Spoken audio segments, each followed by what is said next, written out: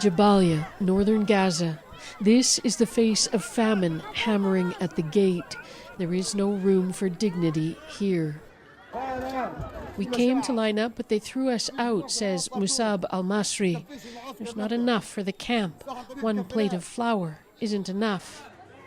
People are already dying of starvation in northern Gaza, according to a new report by the UN's top food insecurity watchdog.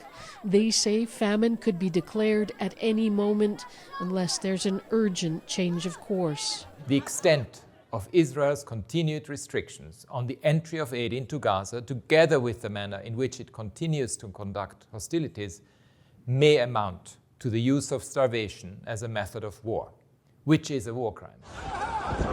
Israel blames Hamas and aid agencies themselves, but there's little evidence of Israel's recent pledge to flood Gaza with aid.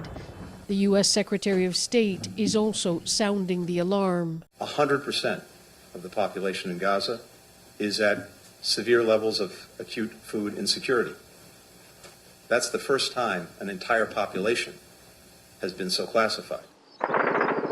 In Rafah, further south, people are bracing themselves for a looming Israeli ground invasion.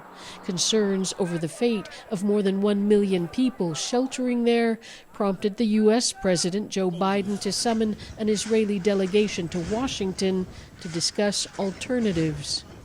The Israeli Prime Minister agreed, but he's also told Israeli legislators he's determined to move ahead with Rafah. We have an argument with the Americans regarding the need to enter Rafah, he says, not regarding the need to eliminate Hamas. There is already grief strong enough to pierce hearts in Rafah, another family in mourning after an Israeli airstrike overnight. The U.S., Europe, and the whole world support Israel with weapons, says Ibrahim Jargoon, displaced from Gaza City. They mock us and send 4 or 5 airdrops just to save face. So, Margaret, that push for Israel's allies to apply more pressure is getting louder yet again. That's right, Adrienne. And, there's real consternation here amongst Palestinians. They want to know why the United States isn't putting more pressure on Benjamin Netanyahu to open up the floodgates, given these dire warnings. They want to know why the world isn't putting more pressure.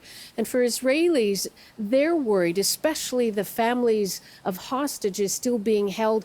They're worried that the push by the Israeli government to go ahead with this Rafah plan is simply going to put their loved ones in more danger, and especially now at this very delicate stage of hostage negotiations again taking place.